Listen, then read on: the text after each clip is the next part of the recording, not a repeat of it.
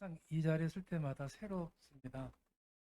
오늘은 이제 지난주에 의해서 오늘은 성경 보는 방법을 하는데 그 목적은 뭐냐면 우리가 설교를 듣든 그다음에 말씀을 읽든 간에 이것이 내 생활에 실질적인 것과 같이 이렇게 연결이 되느냐 안 되느냐 이 부분을 오늘 나누려고 합니다.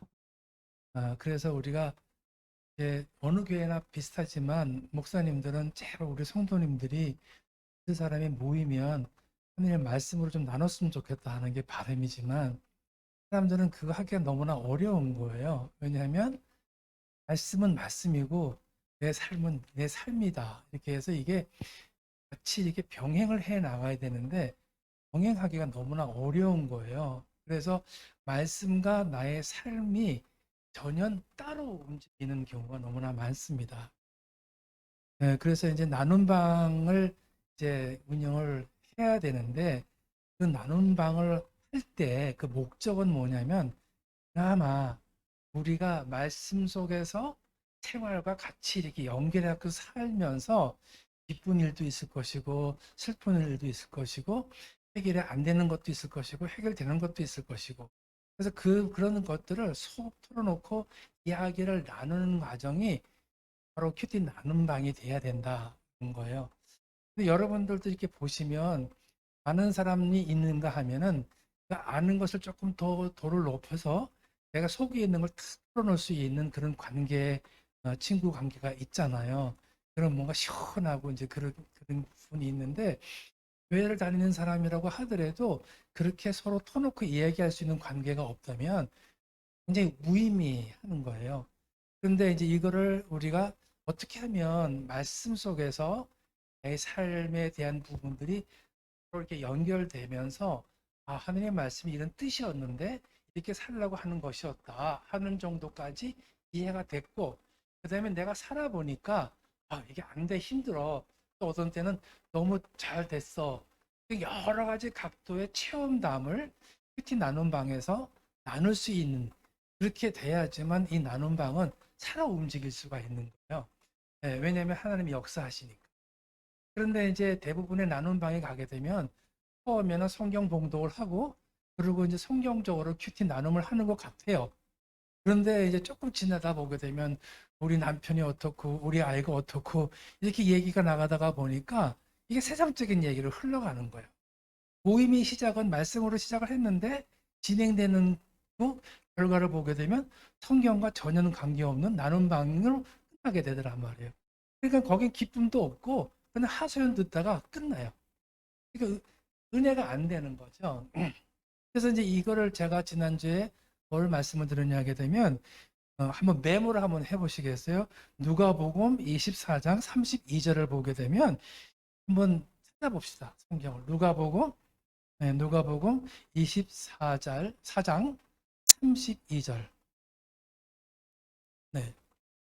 거기 보면은 참 중요한 얘기가 있어요. 네. 우리가 마음이 뜨거워진다는 얘기를 하는데 뜨거워질 때는요. 반드시 거기에 원인이 있다는 거예요. 네. 다 찾았을까요? 네, 한번 읽어보겠습니다. 시작. 아직 못 찾으셨나 봐요. 네. 다 찾으셨어요? 네. 누가복음 24장 32절. 누가복음 24장 32절. 이건 누가복음 맨 마지막입니다. 네. 자, 그럼 읽어봅니다. 시작.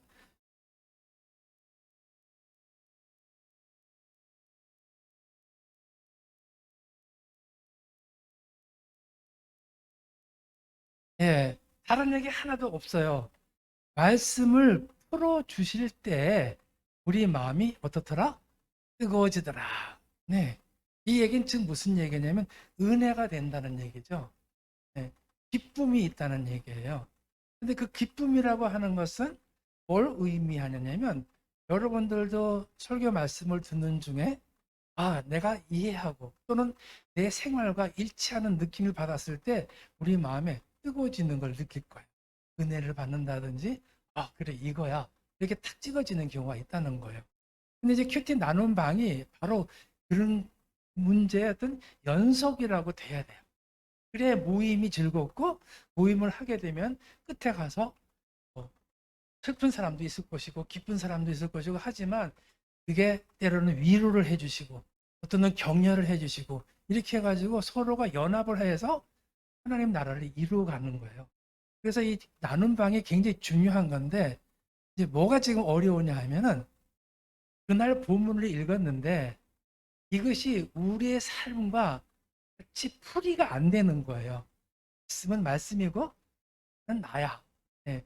근데 아무리 이제 이거 쉬운 성경을 보더라도 우리가 보는 눈이 달라져야 될 텐데 그 보는 눈이 달라지지 않으면 이거를 볼 수가 없어요. 오늘은 제가 본문을 두 개를 가지고 왔어요. 하나를 보시면 하나를 보시면 오늘 성경 그 생명의 삶에 본문이 있어요. 마태복음 18장 21절에서 35절 말씀. 거기에는 지금 제가 조그맣게 가로를 쳐가지고 조그만 글씨로 해석을 해놨어요. 네, 좀 눈이 안 좋으신 분들은 좀 힘드실 것 같아. 네, 그러니까 본문이 있고 본문 밑에 풀어놨어요, 제가. 네, 그러니까 지금 예를 든다면 21절과 22절을 제가 풀어보니까 베드로와 예수의 대화는 당시 문화적 배경에서 이해되어야 됩니다. 그러니까 지금 배경과 좀 다르다는 얘기죠. 랍비들은 세 번만 용서하면 된다고 가르쳐 줬지만은 베드로는 더 나가서 일곱 번을 이야기했는데 그 일곱 번을 용서하라는 그것은 7이라는 숫자가 완전한 숫자이기 때문에 그렇습니다. 그러나 예수님은 70번씩 일곱 번을 이야기하였습니다. 이거는 산술적으로 수학적으로 490번을 말하는 것이 아니라 무한한 수를 가리키는 겁니다. 이렇게 지금 설명을 제가 해놨어요. 네. 예, 지금 맨 위에 2월 28일 날짜 내용입니다. 이렇게 이제 풀이가 되면은 아, 베드로가 7번씩 용서하면 될까요? 그랬더니 예수님이 그게 아니라 이런 번씩 7번이라도 용서를 해야 된다. 이렇게 얘기를 했어요. 근데 이게 무슨 뜻인지 잘 몰라잖아요. 그러면 우리가 쉽게 얘기한다면 거기 풀이한 것처럼 490번을 용서하라는 건가? 이렇게 생각할 수 있는데 실질적으로는 무한하게 용서를 해줘야 된다. 이런 의미가 되는 거예요. 자, 그렇게 딱 가르쳤어요. 그럼 나는 우리 자녀나 내 친구나 내가 아는 사람의 잘못을 했을 때 내가 얼마만큼 용서를 했을까? 예, 비교가 금방 되잖아요. 예, 그러니까 아주 우리는 잘 모르지만 수시로 남의 잘못을 지적할 때가 많죠. 자녀에게도 그렇고 또 뭐 남 하는 걸 그러면 삐죽거리고 그런 경우가 너무나 많아요. 오늘도 제가 버스를 기다리고 있는데 한 나이가 지긋이 드신 분인데 교회를 가는 날마다 마스크를 사신대요. 그리고 버스를 기다리는데 이게 버스가 자주 오는 버스가 아니라서 그런지 몰라도 상당히 기다리는데 이분은 실수 없이 입을 얘기를 하는 거예요. 근데 그 이야기가 무슨 얘기냐면 쓸데없는 얘기. 혼자서 중얼중얼 거리시더라고요.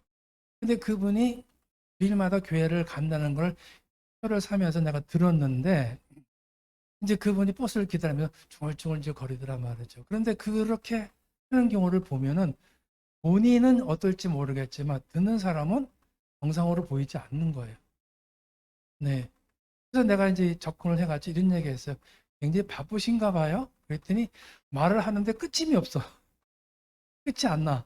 네. 뭐 혼자 그래서 하나님을 믿으신다면서요. 그랬더니 믿는다는 거예요. 그러면 하나님께 맡겨버리면 되잖아요. 버스가 올 때까지 어차피 기다리는데 이거 혼자서 얘기하시면 재밌습니까? 이제 그런 얘기를 했단 말이에요. 그랬더니 그럼 재미없어? 이제 이러는 거예요. 재미없다는 얘기를 처음 들어봤다는 거예요. 왜 그럴까요? 옆에 사람이 무시를 해버린 거죠. 근데 그런 사람한테 우리가 접근을 할 때 시끄러워 이렇게 접근하는 거하고 그분의 마음을 이해를 하면서 접근을 하는 거하고 결과를 얻을 때는 현지차예요. 하나는 싸움할 거예요. 어떤 면으로는. 그죠? 어떤 면으로는 이 사람이 깨닫고 자기가 아, 그렇구나. 자기가 그냥 말을 그냥 딱 하는 게 사람한테는 피해를 주는구나 하는 거를 느끼게 되더라는 거죠. 조그만 일이지만. 그런데 우리는요, 그거 가지고 오해를 일으키는 게 아니라 조그만 거 가지고 시발점이 되는 거죠. 네. 근데 이런 걸 생각할 때 우리가 용서한다는 것 자체는 잘못을 인정하는 게 아니라 잘못한 부분들을 지적을 하되 그것이 잘못됐다는 것을 스스로 깨달을 수 있게끔 용서를 해줘야지 무조건 용서라고 해서 가만히 놔둬버리면 그 사람은 그 버릇이 점점 더 강해진다는 거. 그렇잖아요. 그래서 이 자체를 우리가 이해를 참 잘해야 된다는 거예요. 예. 말씀 속에서 우리는 그냥 7번 용서했어. 뭐 이런, 그런 하나님은 한없이 용서하시는 분이야. 그렇기 때문에 나는 잘못하는 일이 있더라도 괜찮아. 이렇게 생각 먹는 사람이 있단 말이죠. 네. 우리한테 그런 마음을 하게 돼요. 스스로가. 그럼 뭐 우리 잘못하더라도 뭐 하나님이 용서해 주시니까 괜찮겠네. 그게 아니라 반드시 하나님은 그 부분에 대해서 깨달음을 주신다는 거예요. 그게 더 중요한 거예요. 무엇을 깨닫게 해 주실 것인가. 그러니까 이제 예를 들어서 그, 그 나이 드신 분이 만약에 나눈 방을 했다면 이런 얘기를 했을 거야. 내가 실수 막 떠들었는데 누가 와가지고 얘기를 해갖고 내가 깨달았어. 앞으로 내가 조심해야 될 것 같아. 이게 큰 소득을 얻은 거예요. 그러니까 우리가 생활 속에서도 연결되는 것들이 100%라고 생각하시면 돼요. 단 말씀을 어떻게 접목을 시키고 이해를 하느냐가 중요한 것이죠. 자, 그 다음 단는 넘어갈게요. 그러므로 23절에 가게 되면 그러므로 천국은 그 종들과 결선하던 어떤 임금과 같으니 결선할 때 10,000달란트 빚진 자 하나를 데려오매 그랬어요. 10,000달란트를 빚진 자라 그랬어요. 10,000달란트 그럼 우리는 그냥 금액을 모르니까 그냥 10,000달란트 이렇게 얘기를 하는 거죠. 근데 이 만 달란트라는 거는 제가 확인을 해보니까 노동자 그때 당시에 노동자 한 사람이 6,000일 16년 동안 꼬박 일을 해야 벌 수 있는 금액이에요. 그러니까 평생도록 갚을 수가 없는 금액이라는 거죠. 이 사람이 어떻게 그 많은 돈을 빌렸는지는 모르겠지만 어떻든 결과는 그런 빚이 있었다는 거예요. 그래서 이제 이게 이 사람이 도저히 갚을 길이 없는데 25절에 보니까 갚을 것이 없는지라 주인이 명하여 그 몸과 그 다음에 모든 소유를 다 팔아 갚게 하라 그랬어요. 너희는 전 재산 팔아서 빚을 갚아. 이렇게 얘기를 했다는 거죠. 그랬더니 26절 한번 읽어볼까요? 시작. 그 종이 엎드려 절하며 이르되 내게 참으소서 다 갚으리다 하거늘. 네. 이거는 종과 주인의 대화가 아니라 하나님과 나의 대화를 생각을 하세요. 네. 하나님 나에 대해서 막 이렇게 뭐라 그러면 하지만 나는 그걸 깨달아야 될 텐데 깨닫지 못한다는 얘기죠. 용서를 구하는 거. 그리고 하나님은 70번씩 7번씩 용서하시는 분이니까 하나님 용서하신 줄 믿습니다. 이게 이제 우리의 믿음의 행위가 되는 거예요. 그런데 중요한 건 뭐냐면 그 주인이 그 27절에 보니까 그 종이 주인이 불쌍히 여겨 놓아 보내며 그 빛을 탕감하여 주었다 그랬어요. 네. 그러니까 주인이 그 16년 동안 벌어서 갚아야 될 그 금액을 용서해 줬다는 얘기죠. 우리가 평생 지은 죄를 하나님께서 용서를 해 주셨다 하는 의미가 똑같은 거예요. 그런데 이 사람이 어떻게 변했어요? 자, 20절 종을 탕감해 주었더니 28절 한번 읽어봅니다. 시작. 그 종이 나가서 자기에게 100데나리온 빚진 동료 한 사람을 만나 붙들어 목을 잡고 이르되 빚을 갚으라 하매. 그랬어요. 자기는 지금 용서를 받았잖아요. 근데 자기한테 빚진 사람한테 가서는 멱살을 잡고 얘기를 하는 거예요. 네, 빚을 갚으라. 그랬더니 그 동료가 뭐라냐? 엎드려 간구하여 이르되 말하기를 나에게 참아 주소서 내가 갚겠습니다. 이렇게 이제 자기도 똑같이 얘기했던 그대로 그 사람도 자기한테 얘기를 했지만 30절에 보니까 뭐라 그랬어요? 허락하지 아니했다 그랬어요. 자기는 용서를 받았는데, 하나님으로부터 용서를 받았는데 다른 사람이 잘못한 것을 자기가 용서를 못한다는 거예요. 자, 이런 행동을 받았을 때 여러분들은 그 사람을 어떻게 봐요? 얄미워요? 아니면 정상으로 보여요? 얄밉잖아요. 네. 그 모습이 누구의 모습이냐면 내 모습이 된다. 내 모습. 네. 나는 하나님으로부터 용서를 받았어. 근데 나는 다른 사람을 용서 못해. 그럼 똑같은 거잖아요. 지금 이 사람과 똑같은 사람이 되는 거예요. 자, 그랬더니 동료들이 그것을 보고, 그리고 이제 어떻게 했냐면 이 사람을 30절에 보니까 그가 빚을 갚도록 어디에 가뒀어요? 옥에 가뒀잖아요. 그럼 옥에 가둬지면 이 사람이 일을 할 수 있어요, 없어요? 조건이 맞지도 않아요. 그리고 옥에다 집어넣고 난 다음에 돈을 갚으라 그래. 말이 돼요? 엉뚱앙뚱한 소리를 하고 있다는 거죠. 상대방한테 대해서는. 네. 그러니까는 이것이 우리 믿는 사람들이 이렇게 악하고 독한 사람이 많다는 걸 우리가 인식을 해야 돼요. 교회는 잘 다닌 것 같으면데 사람을 돌아서면 엉뚱한 악인이 되는 사람들이 너무나 많은 거예요. 네. 요즘 더 하죠. 앞으로 아마 더 심해질 겁니다. 그러니까 전부 다 세상 사람들이 교회를 지금 손가락질을 하고 있는 거예요. 믿는다고 해서 좋게 봤더니 이게 아니네. 이런 얘기들이 슬슬 나오기 시작하는 거예요.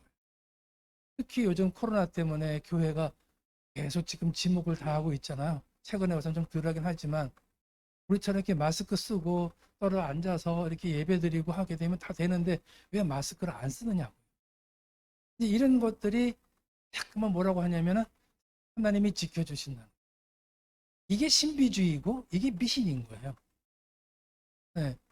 그럼 하나님의 능력이 없어서가 아니냐? 예요.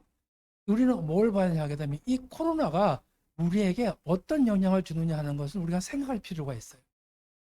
우리가 너무나 세상적으로 빠졌구나. 뭔가 깨닫게 하기 위해서 이런 사건을 벌이셨구나. 왜냐하면 구약시대 때도 전염병을 퍼뜨렸잖아요. 왜 그랬을까요? 백성들이 하나님의 말을 듣지 않았기 때문에. 하나님이 계신다는 것을 일깨워 주시기 위해서 그렇게 하셨다는 거예요. 그걸 그쪽 관점으로 보는 사람과 그냥 이건 전염병이야 이렇게 생각하는 것과의 개념이 다르다는 거죠. 네. 그러니까 우리가 같이 이렇게 공동체 생활을 하는 사람들에도 이해를 하는 사람과 이해를 못하는 사람이 있듯이 받아들이는 각도가 다르다는 것을 우리가 볼 수가 있습니다. 그래서 옥을 갇혔어요. 옥에 가둬놓고 난 다음에 어떻게 갚으라고 그러냐고요. 그래서 이제 그 동료들이 그 주인의 동료들이 진짜 상담을 해줬던 주인한테 가서 얘기를 하는 거예요. 저놈이 말이지 당신한테는 용서받아가지고 이렇게 하면서 자기한테 빚진 사람은 이렇게 했다는 거를 갖다가 고해 바치는 거예요. 네. 이 고해 바치는 것도 좋은 게 있고 나쁜 게 있겠죠. 네. 자기 잘못을 지적을 해주는 것은 감사해야 될 텐데 자기 잘못을 지적하는 것을 크게 보는 사람이 있다. 너는 어떻고? 뭐 나보고 뭐라 그래? 이게 우리 신앙을 갖고 있는 사람들한테는 그게 필요한 거네요. 내가 깨달음을 줬다. 누가 하든지 이건 자식한테 들을 수도 있고 친구한테 들을 수도 있고 아내나 남편한테도 들을 수가 있는 거예요. 근데 빡빡 대드는 그런 경우도 있겠죠. 그거를 받아들이고 왜 이렇게 이야기를 했는지를 스스로가 깨달아지는 그런 가정이 되고 그런 관계가 됐으면 좋겠다. 그러니까 우리가 마음을 얼마만큼 너그럽게 잡고 있느냐 하는 것은 하나님의 마음을 갖고 있느냐 세상의 마음을 갖고 있느냐의 차이에 따라서 받아들이는 그릇이 달라진다 하는 뜻이 되겠죠. 그러니까 집에서 무슨 얘기인데 짜증을 많이 내는 사람들은 뭔가 속에서 안 되는 일들이 많고 불만이 많아 있겠죠. 근데 그 불만이 왜 생겼는지는 본인은 생각하지 않는 경우가 많아요. 생각을 해봐야 돼요. 왜 회복이 안 되고 왜 치유가 안 되고 왜 남을 믿게 보게 되나. 남의 약점만 잠깐 눈에 보이고 남이 나한테 얘기하는 거는 하나 듣게 되고 이런 것은 뭐냐면 내 마음에 이미 창세기 3장의 말씀 내 이미 들어와 있는 거예요. 사단이 들어와 있다는 거죠. 자, 그래서 그를 다시 이제 어, 용서했던 그 주인을 다시 불러가지고 빚을 다 갚도록 그를 옥주들에게 넘겼다. 여기 옥졸들에게 넘겼다 하는 얘기는 뭐예요? 경비병한테 맡겼다는 거예요. 왜냐하면 경비 일을 할 수 있게끔 했다는 뜻이 되겠죠. 그 뭐예요? 봉급을 받으니까 이제 돈을 갚을 수 있겠죠. 옥에 갖추는 거하고 이거하고는 좀 달라요. 네. 그러니까 아주 그냥 묵살을 시키느냐 아니면 다시 회생할 수 있게끔 여유를 주느냐, 이거는 굉장히 중요한 거죠. 근데 우리는 어떻게 했느냐 한번 생각해 볼 필요가 있겠죠. 네. 자, 그래서 이제 이렇게 얘기를 하다가 보니까 할 얘기들이 있는 거예요, 이제. 그렇잖아요? 이 종의 얘기를 듣고, 그다음에 주인이 하는 행동이 있고, 이 관계를 이렇게 봤을 때 나의 삶과 내용을 비교했을 때 이거를 솔직하게 나눌 수 있는 관계가 돼야 되겠죠. 네. 이제 그렇게 하다가 보면은 거기에서 은혜가 나오는 거예요. 아까 처음에 얘기했듯이 지금 말씀을 풀어주었잖아요. 풀어주니까 성경 말씀에서 뭐라고 했어요? 내 마음이 뜨거워지더라. 그러니까 참여할 수 있는 여건이 더 많아진다고 봐야 되겠죠. 그러니까 지금은 우리가 모임이 잘 안 되고 교육이 잘 안 되고 힘든 이유는 뭐냐면 그 말씀을 읽는 그 한 말씀 한 말씀에 대한 풀이 이해가 안 됐기 때문에 우리 마음이 들어도 네, 이렇게 되는 거예요. 그러니까 지금 여러분들이 보실 때는 그럴 거예요. 그럼 목사니까 그렇게 이해가 되겠지. 그런데요, 여러분, 목사라고 해서 이해가 되는 게 아닙니다. 네, 지금 저는 평신도 때부터 이 큐티를 해가지고 왔으니까 그때부터 이미 이렇게 됐고 그걸 통해서 목사님들에게도 교육도 했고 교회 다니면서 교육도 했는데 그냥 나 혼자 하는 얘기인지 모르겠지만 자기는 목사니까 그렇게 네요. 목사님도 성경을 전혀 모르시는 분들이 있습니다. 사실은. 네. 신학교 나오면 신학교에서 성경 공부 가르치는 게 아니에요. 네. 대학교 다닌다고 자기 전공할 수 있는 것만 배우나요? 아니잖아요. 마찬가지예요. 그러니까 어떻든 간에 우리는 이 말씀에 대해서 얼마만큼 잘 풀을 수 있겠느냐 하게 되면 내 스스로가 뜨거워진다는 거예요. 이게 어려운 게 아니에요. 풀어보니까 이게 어려운 게 아니에요. 지금 예를 들자면 지금 28장 오늘 말씀을 가지고 이렇게 해봤어요. 자, 이거를 이제 넘길게요. 그 다음 페이지로 넘어가게 되면 마태복음 7장의 말씀을 한번 해보도록 하겠습니다. 마태복음 7장 얘기를.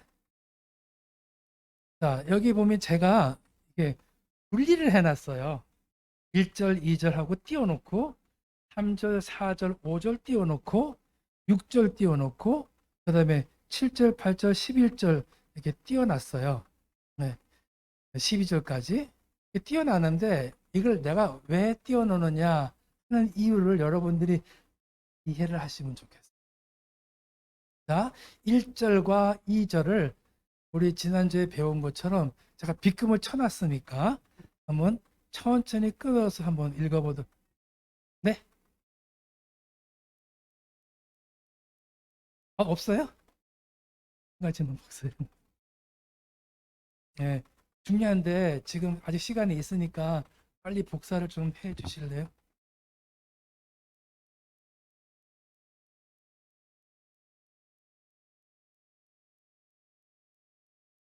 자, 그럼 복사하는 동안에 마무리를 해볼게요.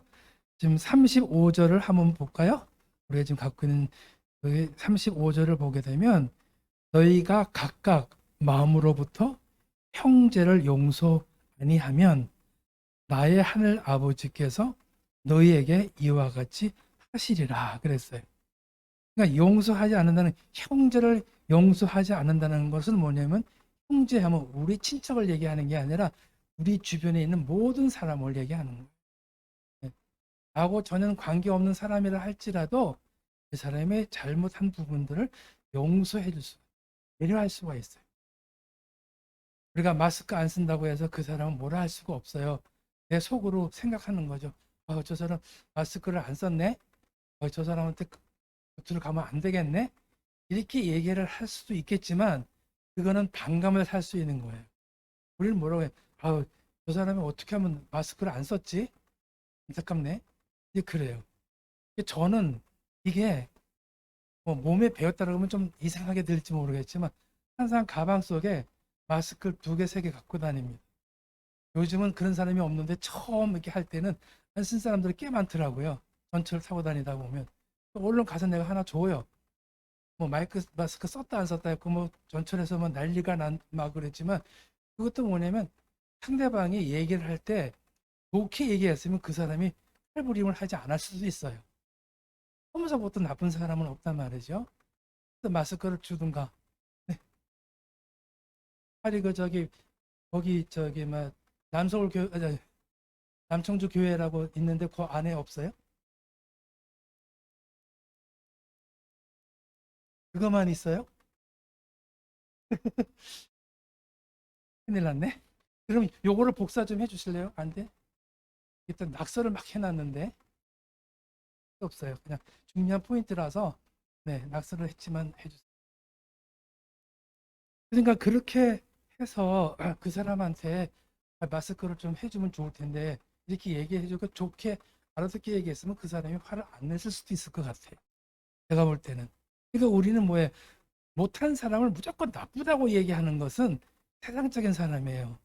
근데 우리는 그 사람이 깜빡해서 안 안 썼든 간에 일부러 안 쓰지는 않았을 것 같은 생각을 우리가 했다면 그 사람을 이해할 수 있고 그 사람을 좋게 막 건져낼 수 있을 거라고 생각을 해요. 근데 사람들이 무조건 상대방이라고 하게 되면 내 감정을 그대로 표현을 하는 게 문제가 되는 그 과정에서 하나님은 안 보시지만 여러분 돌아가신 부모님이 하늘에서 우리를 보시고 갈 거라고 생각하십니까? 아니면 끝이야 하고 생각하시고 가끔 부모님이라면 어떻게 했을까? 이런 생각도 하게 될 때가 있어요. 그게 하나님의 모습이에요. 그렇게 생각을 한번 해보세요. 하나님은 어떻게 생각하실까? 그게 아니라 우리 부모님들은 나를 어떻게 가르쳐줬어? 근데 그게 잘못됐다면 여러분도 거기서 깨달아져서 자식들한테는 그렇게 하지 마셔야 돼요. 요즘도 보면은 뭐 애를 너무나 학대를 했는데 학대도 너무너무 형상을 초월하잖아요. 사람을 사람 취급하지 않아요. 아이는 사람이 아닌 것 같이 느껴질 정도로 그렇게 하더란 말이죠. 왜 그럴까요? 그 아이가 불쌍한 것보다도 그 행위를 한그 어미가 잘못된 거예요. 어떻게 볼 때는 그 아이한테는 훨씬 그게 좋을 것입니다. 그렇게 힘들게 커면 뭐 하겠어요? 그 사람이 또 맨날 보는 게 악질르고 악한 것만 봤을 텐데 그 사람이 사회에 나가서 어떤 일을 하겠어요?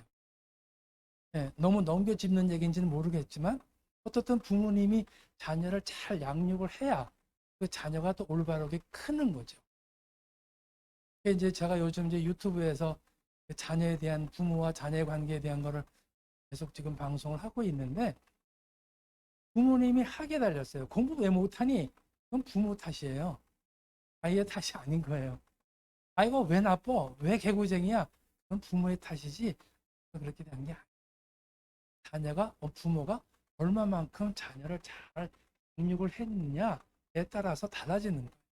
그러니까 우리가 자녀를 사랑하는 것처럼 하나님이 우리를 사랑하시는 거예요. 그러니까 우리가 뭐 아까도 찬양에 되면 하나님께 기도하면 응답하시겠지.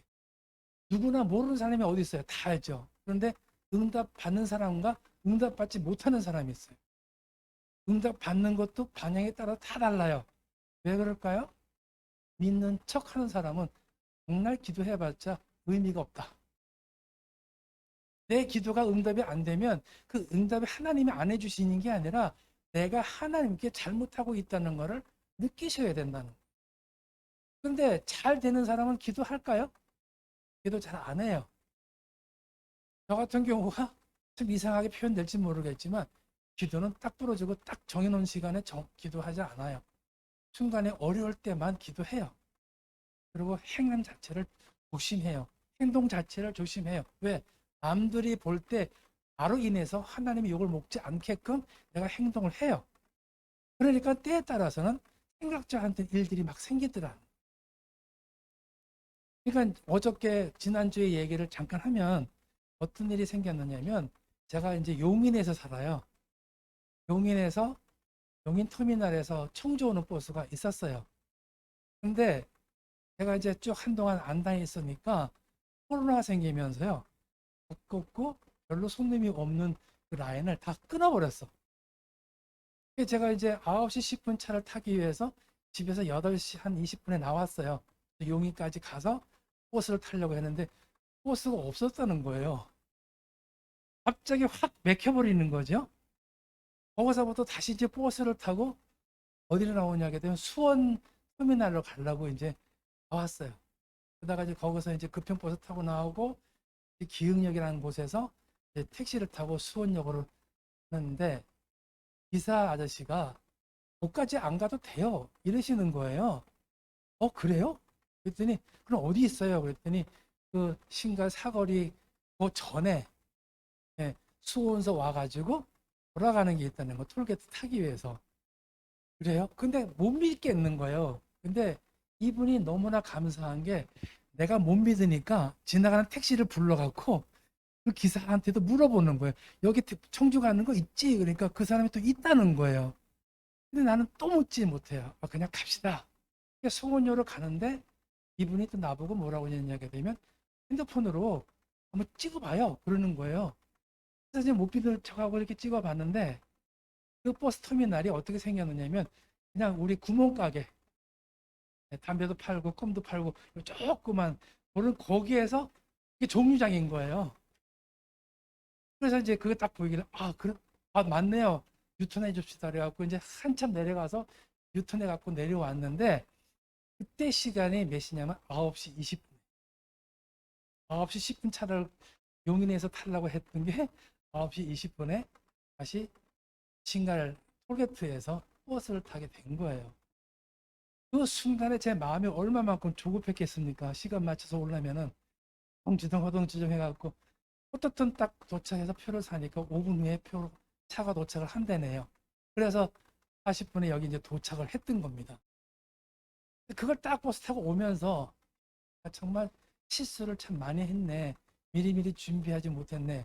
그렇게 했는데 한편으로는 뭐냐면 이렇게 움직일 수 있고 지혜로서 할 수 있었다는 건 뭐냐면 뻔하지도 않는 것 같지만 저는 뭐냐면 숨을 헐떡거리고 가슴 두근두근 거리면서 결국 하나님 감사합니다. 그렇게 얘기가 나오게 되더라고요. 사람의 생각으로는 처음 가는 버스 정류장이고 있는지 없는지 모르고 했는데 그 기사분이 나는 하나님께서 그분을 보내주셨다. 저는 그렇게 생각을 합니다. 왜? 자기는 돈 벌려고 수원역까지 가면 될 거 아니에요. 근데 가면서 계속 여기에 버스 쓴다는 거예요. 몇 번씩 이미 지나가고 있는데도. 그러면 만약에 여러분 택시 기사 같으면 그냥 가르쳐 주겠어요? 아니면 내가 수원역 가자고 그랬으니까 수원역 가겠어요?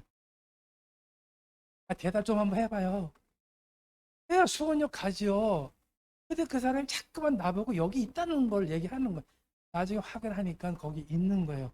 고맙습니다. 차를 돌려가지고 다시 거기 내렸는데 바로 우리는 의식 중에 넘어갈 수 있는 거지만 누구를 통해서든지 사람을 만나게 해주신다는 거기에 선한 목적이 있다고 하면은 하나님께서 반드시 이루어주신다는 거예요. 우리는 꼭 효과적으로 어마어마한 걸 이루어줘야지만 하나님이 도와주신다고 생각할 수도 있겠지만 또 요만한 것도 사고가 터지면 일이 벌어질 수 있는 거지만 하나님이 함께 하시면 그 조그만 일도 해결을 해주신다. 지혜를 통해서. 네. 그러니까 그것은 내가 하나님 나 청주 빨리 가야 될 텐데 어떤 방법을 가르쳐 주세요. 이렇게 기도한 게 아니에요. 이미 나는 청주를 시간 맞춰서 가야 된다는 마음이 이미 가득한 거예요. 한지 뭐예요?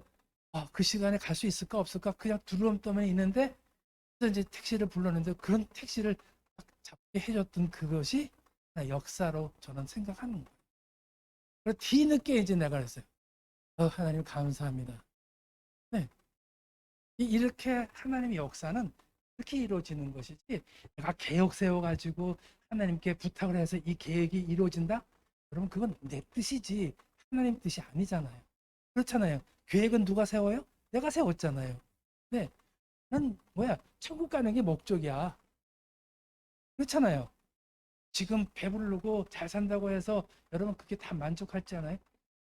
배부르고 잘 살면서 지옥 가겠습니까? 아니면 그냥 평범하게 살지만 나중에 천국 가는 게 낫겠습니까? 바라는 건 되게 바라잖아요. 그죠? 근데 그렇게 하지는 않잖아요. 어렵단 말이에요. 근데 그것이 꼭 내가 이렇게 살아야만 된다는 그런 의미가 아니라 그냥 사람과 사람 사이에 친하고 잘 배려하고 희생한다는 그런 자세만 가지고 있다면 하나님은 언제든지 저에게 길을 열어주신다는 거. 여러분 꼭 기억하십시오. 그래서 이런 얘기들이 나눈 방에 얘기하게 되면 여러분 얼마나 재밌어요. 마음이 뜨거워지죠. 나도 그랬으면 좋겠어. 근데 나는 그 반대였었어. 네. 그 반대는 왜 그럴까요? 내 생각대로 했을 때는 그게 안 맞아. 왜? 내가 수원까지 갔다면 9시 20분 차를 타는 게 아니라 아마 10시 넘은 차를 탔을 거예요. 그죠? 그게 12시 넘게 도착할 거라니까. 네. 내 생각대로 했다면. 그런데 그 느낌대로 그냥 그분의 얘기를 갖다가 뒤늦게나마 들었다는 게 뭐예요? 순종이에요. 무슨 뜻인지 이해가 되시죠? 꼭 하나님을 통해서만 아는 게 아니라 이 집사님을 통해서 장로님을 통해서 또는 평신도를 통해서 나에게 수시로 하나님은 응답하신다는 걸 꼭 기억하셨으면 좋겠어요. 그런 경험을 통해서 해야 우리가 나는 방이 생기고 그것이 미끄럼으로 해가지고 잠깐만 이렇게 전파가 되는 거죠. 아까 예배 끝나고 난 다음에 이제 우리는 복음을 전할 때입니다. 이런 과정들이 만들어졌을 때 놀라운 변화가 생기는 거예요. 네. 무조건 저는 교회 꽉 차는 게 옳지 않고요. 늘 차더라도 진정한 하나님의 사람이 모였으면 좋겠어요. 네. 축제기는 모여봐야 소용이 없어. 네. 이제 마태복음 7장을 받으셨죠? 제가 이제 막 차에 오면서 길에 썼기 때문에 좀 날필입니다. 흉보지 마세요. 네, 자, 1절 한번 읽어볼까요? 시작. 비판을 받지 아니하거든 비판하지 말라 그랬어요. 여기 생각이 두 가지가 있어요. 내가 비판하지 안 받으려고 남의 비판하지 않는 게 아니라 먼저 남의 잘못을 비판하지 말라는 거예요. 그러면 나도 비판받지 않는다. 거꾸로 생각을 하셔야 돼. 무슨 얘기인지 이해가 되세요? 항상 중심은 나였었어. 나 때문에 벌어진 일이에요. 그러니까 나한테 비판을 받지 않으려면 비판하지 말라가 아니라 비판하지 않으면 나를 비판할 자가 없다. 이렇게 보시면 돼요. 너희가 비판하는 그 비판으로 너희가 비판을 받을 것이요. 남을 비판하니까 받는 거예요. 아까도 그 마스크 안 쓴 사람을 비판을 했기 때문에 그 사람도 비판을 한 거죠. 맞잖아요. 이 얘기가. 이해가 되세요? 네. 그 사람한테 좋게 우리가 정말 하나님 사람처럼 해서 잘 인도했다면 비판을 안 받겠죠. 근데 그 사람을 마스크를 안 썼다고 비판을 했기 때문에 비판을 받게 되는 거예요. 자, 3절 넘어갑니다. 어찌하여 형제의 눈 속에 있는 티는 보고, 여기서 티는 눈에 들어간 티를 얘기하는 게 아니라 상대방의 잘못만 보이는 거예요. 내 잘못은 생각 안 해. 내가 살면서 잘못한 건 생각 안 나고 남이 잘못한 거면 눈에 띄는 거예요. 그래서 남의 눈 속에 티는 보고 내 속에 있는 들보는 깨닫지 못하느냐. 내가 잘못한 것은 깨닫지 못하느냐 하는 거예요. 보라, 네 속에 들어있는 들보가 있는데 너한테 잘못이 있는데 어찌하여 형제에게 말하기를 나로 내 눈 속에 있는 티를 빼게 하라느냐. 왜 내 속에, 이건 다른 사람이 한 얘기죠. 상대방이 왜 너는 잘못한 게 있으면서 왜 나보고 뭐라 하느냐 이렇게 하는 이야기죠. 여기서 5절에 보니까 중요한 얘기, 외식하는 자여. 외식하는 자여. 여기는 보면 외관적으로 잘난 척하는 거, 있는 척하는 거, 잘하는 척하는 거, 어떤 이 착하는 거, 이거를 외식하는 자라고 해석을 할 수가 있는 거죠. 먼저 내 눈 속에서 들불을 빼라. 먼저 네 잘못을 용서를 받아라. 그렇게 나쁜 짓을 하지 말아라. 그 후에 밝히 보고 진짜 잘못했는지 안 했는지를 보고 형제 눈 속에서 티를 빼는, 잘못을 용서하라. 잘못을 지적을 해라. 이런 뜻입니다. 이렇게 해석을 하니까 여기서도 우리가 서로 이야기 나눌 게 있잖아요. 네. 뭐 남의 얘기 할 수도 있고 자기 얘기할 수도 있고. 전에 있잖아. 누구 자기도 못하면서 그래. 누구 못한다 그랬어. 바로 그런 얘기죠. 네. 자기는 잘하면서 나한테 잘하라고 얘기하는 거로 하면 이제 자기도 못하면서 보고 하라 그래. 요즘 애들이 그렇게 하잖아요. 지금 제가 이제 아이들을 몇 명 이렇게 가르치고 있는데 그 아이들 중에서 초등학교 3학년 애가 있어요. 근데 밤에 11시 반이 다 돼갖고 전화가 왔어요. 내가 그 얘기 한번 했는지 모르겠지만 선생님, 왜 웬일이야 밤에? 그랬더니 지네들은요 텔레비 보면서 나보고 공부만 하래요.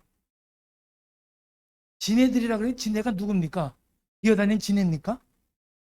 부모를 그렇게 얘기하더라는 거예요. 네.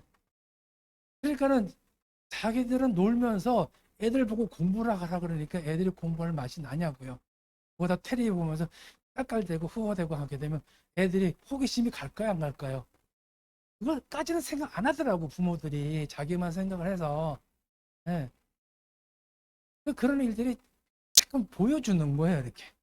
근데 그걸 여러분들이 분명히 여러분들에게도 보여줬을 거예요. 근데 그게 안 보이는 거예요. 왜 그럴까요? 영적인 눈이 흘려졌다. 흘려졌다.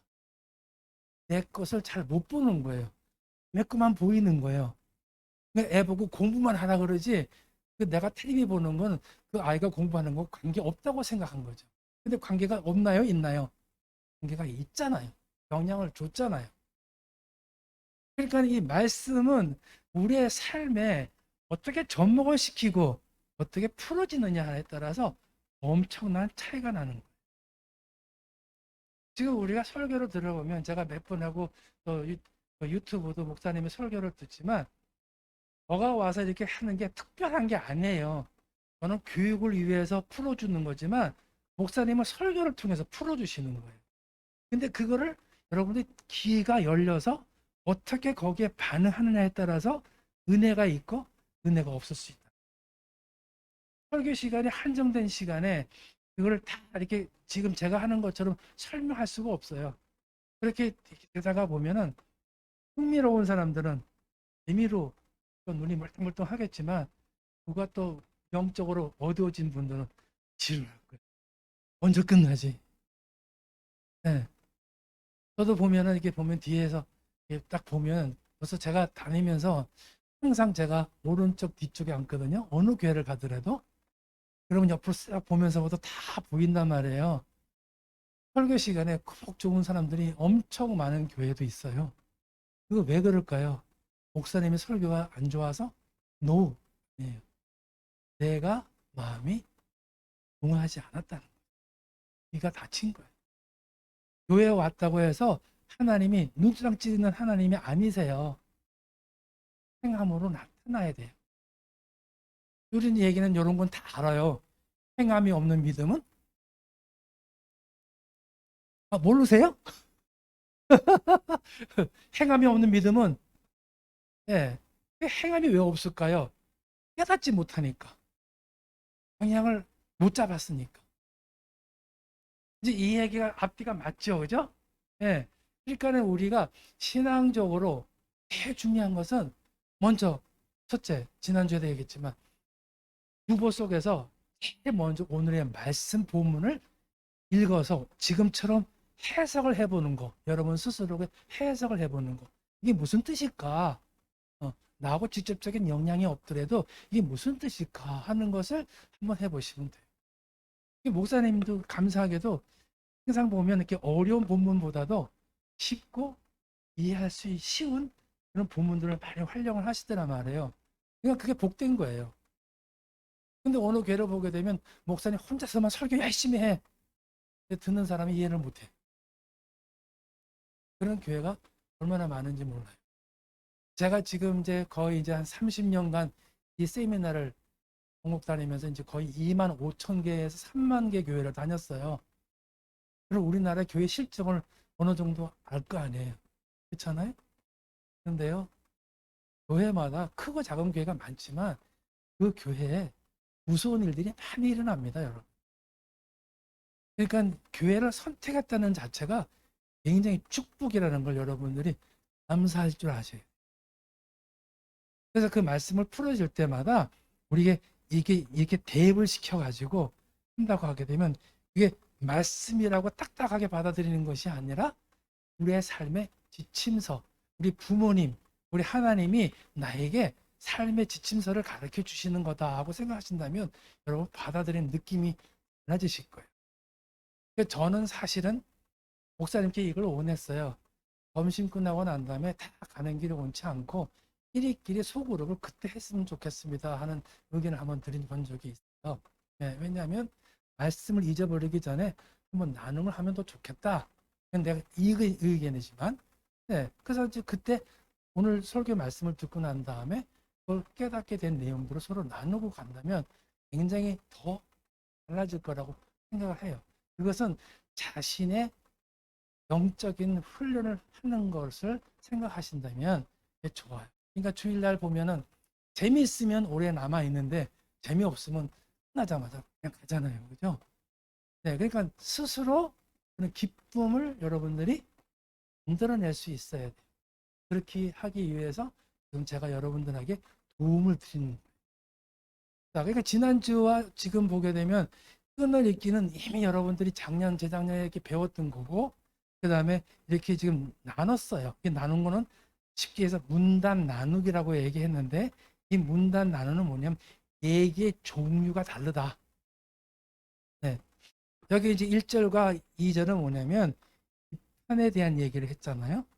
근데 이 3절에는 뭐라고 했냐면, 잘못된 것을 지적하는 거에 대한 문제를 지금 얘기하고 있는 거지. 잘못을 했는데 자기 잘못도 있으면서 왜 남의 잘못한 것만 지적하느냐 이런 얘기가 나오는 거고요. 그 다음에 6절을 보니까 뭐냐면 귀중한 거는 자기가 혼자 보관하고 있는 거예요. 네.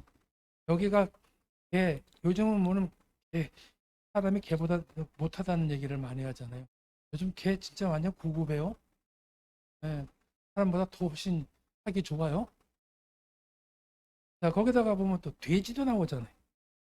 이 돼지를, 그러니까 이거는 현 시대의 문화를 얘기하는 게 아니라 그때 당시의 문화를 얘기를 하는 거죠. 그때 입장에서 그렇게 얘기해. 개 같은 거는 우리 옛날에 한 10년, 20년 전만 하더라도 개 밥그릇에 뭐 지금처럼 이런 걸 주나요? 그냥 먹다 남은 찍고 그냥 쭉쭉 주고 그야말로 똥개로 키우는 식으로 키웠잖아요. 지금은 아주 그냥 뭐 사람은 먹지도 못하던 것들 골라서 주고 막 그렇게 하는데 그런 거죠. 그런데 여기서 개하고 돼지는 뭐냐면 말해도 알아듣지 못하는 사람을 얘기하는 겁니다. 우리가 가끔 그냥 개 같은 놈 이런 얘기 하잖아요. 그 왜 그렇게 할까요? 저놈은 알아듣지도 못해. 아무리 좋은 말 하더라도 아무리 좋은 거 해도 감사할 줄 몰라. 이렇게 얘기하는 거예요. 그러니까 귀한 것을 줄 필요가 없다는 거예요. 냉정한 거잖아요. 하나님이 항상 사랑이라고 말을 하시지만 사랑 속에는 냉정이 포함되어 있다는 걸 해야 돼요. 자, 그래서 이제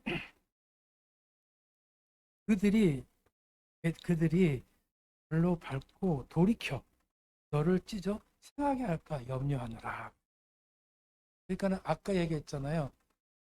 마스크 쓴 사람이 지금 오늘의 표적이 됐는데 그 사람한테 마스크 썼다 안 썼다 얘기할 필요도 없다는 거죠. 왜? 이미 그 사람은 그 예절을 모르는 사람이니까 무직한 사람으로 제껴버리라 말할 필요도 없다. 이런 뜻이 되는 거예요. 자, 그 다음에 7절 많이 들어본 말씀인데 이거를 참 사람들이 해석을 궁금해 하는 사람도 별로 없더라고요. 구하라 그리하면 너에게 주실 것이요 찾으라 그리면 찾아낼 것이요 문을 두드리라 그리면 너에게 열릴 것이니. 아마 이게 초신자 때 들어올 때 제일 먼저 눈이 들어왔을 거예요. 근데 두드리는 게 뭔지 찾는 게 뭔지 이게 우리는 이해를 못해. 그냥 이 말씀만 알았죠. 근데 무슨 얘기냐 하게 되면 여기서 제가 거기 위에 썼죠. 뭐 소발대발로 이렇게 썼는데 위에 내용에 대해 지혜를 구하고 생각을 해봐라. 예, 깨달음을 주실 것이고 내 삶에 길을 열어주실 것이고 반복은 깨닫고 이루기를 시행하라. 기회를 얻지 말고 그 기회가 여러분들이 만들어 가야 돼. 우리가 그러잖아요. 하나님, 저 도와주세요. 뭘 도와줘야 될지도 구체적인 기도가 없어. 그냥 도와주세요. 그리고 그것도 잊어버려. 언제 기도했는지. 그러고 나서 안 되면 그때쯤 돼, 끝에쯤 가게 되면 하나님 기도했는데도 응답은 없으셔. 이게 아주 간단하게 결론을 내리는데 그런 의미가 아니다. 찾으라 그러면 막 무조건 찾는 거 아니잖아요. 찾는 데는 목적이 있었고 분명한 거기에는 결과가 있어야 돼. 네, 그런데 우리는 그냥 찾으라 그러니까는 찾는다는 걸 몰라요. 찾으라고 하는 것은 뭐냐면 지혜를 구하죠. 목적을 찾으라는 거죠. 뭐냐? 지금 보세요. 제가 사업을 하다가 망쳤다는 얘기를 많이 했잖아요. 근데 사업을 했을 때는 누가 먼저 생각할까요? 내 이득을 먼저 생각할까요? 하나님이 허락을 하실까 안 할까? 그거 먼저 생각할까요? 솔직히 얘기 한번 해보세요. 아마 내 이득을 먼저 생각할 거예요. 그죠? 그리고 다 끼워 맞출 거예요. 네. 제가 이제 신학을 다니면서 몇몇 후배들한테 이런 얘기를 했어요. 야, 너 목회 하려고 하게 되면 어떻게 하니? 그랬더니 하나님이 다 이미 내정을 해주셔가지고 신학까지 했는데 교회를 만들어 주시겠지. 이런 얘기들 참 많이 해요. 그럼 어떻게 여기 장소를 구할 건데 기도해봐야지. 이렇게 얘기하는 거예요. 쉽게 얘기를 해요. 근데 저는 그때 신학을 다닐 때 신학을 위해서 다닌 게 아니라 워낙 신학하기 전에 평신도로 사역을 하다가 목사님들한테 많이 뒤었어요. 그래서 도대체 이 사람들이 왜 이렇게 변하나 싶어갖고 저는 사실은 공부 자체보다도 어떻게 변하느냐, 왜 변하느냐 그것만 연구하려고 갔어요. 그래서 이제 우리 동기가 한 서너 명이 있었는데 하는 얘기를 내가 하나씩 물어. 거기다가 장소를 구할 건데 내가 그랬어요. 너 분명히 얘기할 거야. 월세 보증금 찾을 거야. 하나님께 물어보지 않고 월세 보증금 너한테 맞는 데만 찾을 거야. 그래 안 그래? 그랬더니 하는 거예요. 그게 하나님의 뜻인가요? 인 거예요. 여러분, 우리나라 편의점이 생겼을 때 지금은 많이 우후죽순 많이 생겼지만 처음 생길 때 두세 달 정도 그 장소를 향해서 시장 조사를 했어요. 어떻게? 나의 연세 중에서 몇 살의 사람들이 많이 다니느냐 시간별로 측정을 했어요. 그러고 나서 그 진열장에다가 그 시간대 가장 많이 지나가는 연령대들이 좋아하는 물품만 딱 진열을 했어요. 사람들이 그걸 보고 올까요? 안 올까요? 전혀 관계없는 물건을 진열하는 사람하고 그 시간대에 많이 지나가는 사람의 호감을 갖고 있는 물건을 놨을 때하고 사람들이 오는 차이가 있을까요? 없을까요? 분명히 있죠. 제가 한 얘기가 그거예요. 하나님이 길을 열어주시는 것과 인간적으로 생각을 해서 하는 것과는 구분을 해야 된다. 네가 교회를 개척하는 건 좋지만 장소, 위치 다 계산을 해야 된다.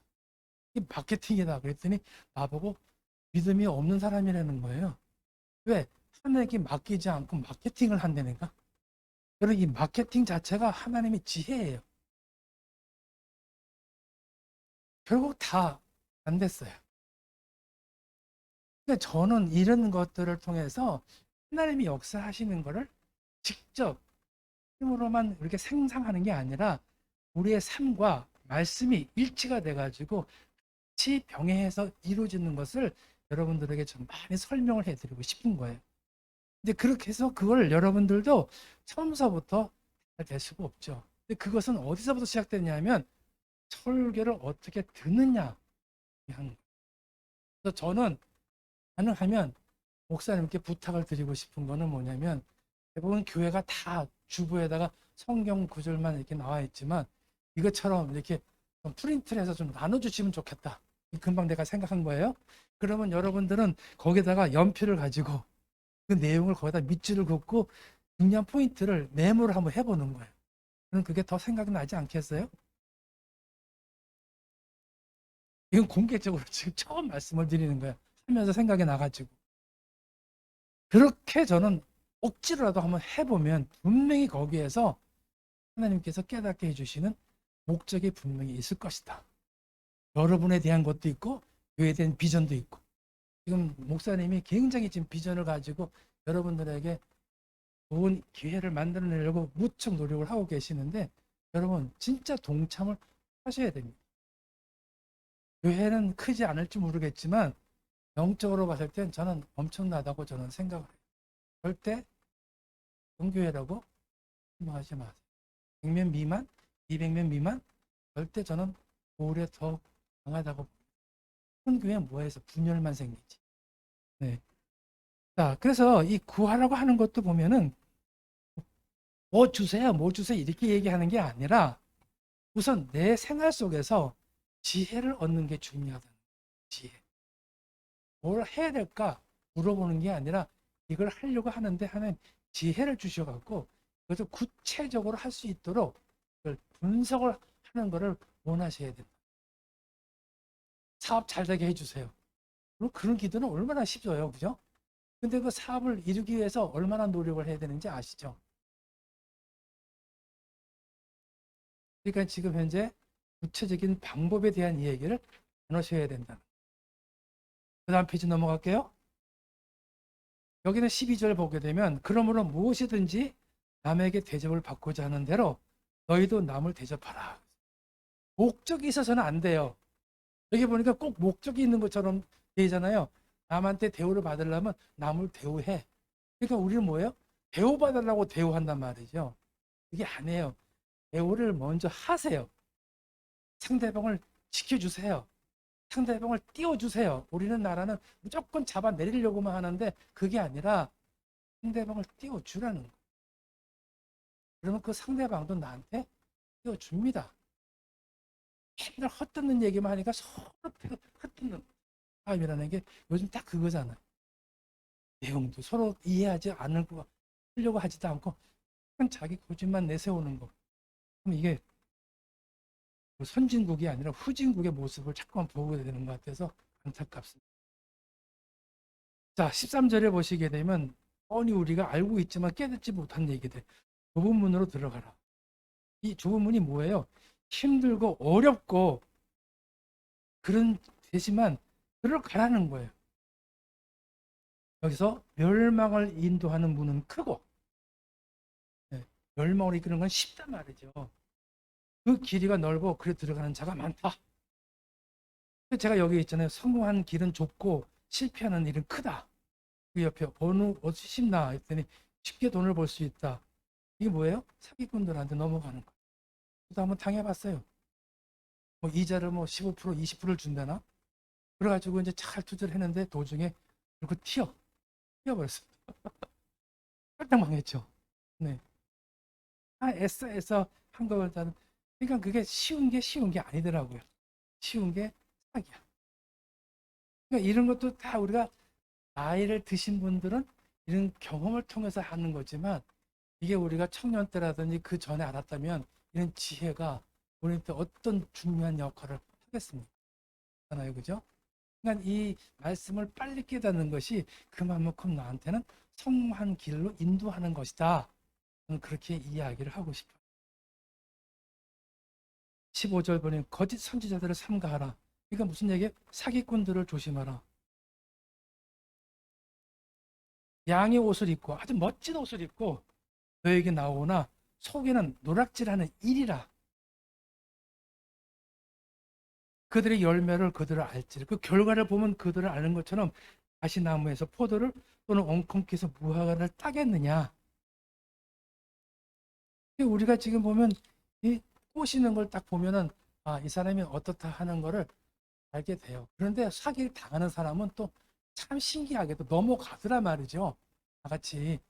네, 넘어가더란 말이에요. 그게 지혜인데.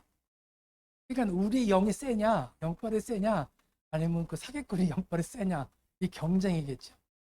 그걸 탁 알아낼 수 있을 정도가 돼야 되는데, 많은 사람은 보면, 꼭 될 것 같이 생각했단 말이야. 긍정적으로. 여러분들도 이제 주로 이제 무슨 어떤 일이든지 해봤던 연세들이니까 할 때 안 된다고 생각하면서 하시는 분들이 있습니까? 없습니까? 잘 될 거라고 생각하죠. 그리고 믿음으로 하면 된다고 생각하겠죠. 근데 안 된다는 생각을 해본 사람 별로 없을 거예요. 그러다 보니까 허점이 버린 거죠. 넓은 쉽게 시작하는 것은 결과가 어둡다 하는 것을 깨닫게 해주는 겁니다. 자, 그래서 17절을 마지막 가게 되면 이와 같이 좋은 나무마다 아름다운 열매를 맺고 못된 나무가 나쁜 열매를 맺나니, 뭐 이거는 뭐 우리가 성경에 아니더라도 속담, 격언 이런 데서 또 많이 나오잖아요. 그죠? 이게 무슨 뜻일까요? 부모가 아이의 뿌리가 되는 겁니다. 이해가 되세요? 그 뿌리가 좋아야 좋은 열매를 맺는다는 얘기는 뭐예요? 좋은 아이를 능력을 할 수가 있다. 그런 뜻이가 되겠죠. 네. 그러니까 어느 집에 갔더니 왜 너는 왜 교회 안 가니? 그랬더니 이 말 해도 돼요? 그래서 엄마 아빠한테 얘기 안 할 테니까 그냥 얘기 한번 해봤더니 엄마 아빠는요 맨날 싸워요. 교회 다니는데 맨날 싸우는데 이 아이는 엄마 아빠가 교회만 갔다 오면 싸우는 걸 봤으니까 얘는 교회를 가기를 원하겠어요? 안 하겠어요? 네? 교회 가면 맨날 싸우는 것만 배우는 줄 알아. 그렇게 오해할 수 있을 거 아니에요, 그죠? 그러니까 여러분들의 행동이 자녀를 무시하면 안 돼요. 여러분들의 뿌리에서 통해서 영양분이 나오고 그 영양분을 통해서 자녀들이 커온다는 것을 꼭 기억하시라는 거예요. 자, 지금 이제 뭐 길다면 길고 짧은 짧음에 대한 성경 말씀을 나눴는데 지금 여러분 한번 생각을 해보세요. 이 중에서 내가 이해하게 할 수 있는 부분들이 있을까요? 없을까요? 네? 있을까요? 없을까요? 있죠. 네. 요 밑에 공간에다가 이게 메모를 지금 제가 했던 것처럼 이걸 버리지 마시고요. 오늘 가져가자고 쓰레기통에 버리지 마시고 저기 뭐야 그 나눔 방 한다든지 가끔 한번 시간을 내서 한번 보세요. 시간 얼마 안 걸립니다. 이거를 잠깐 보고 요거 하나만 가지고 일주일을 한번 봐보세요. 일주일을. 그러면 여러분들이 성경 말씀은요. 이 얘기했다가 저 얘기했다가 부쩍부쩍 튀어나오는 얘기가 아니라 분명히 한 말씀으로 정해져 있어요.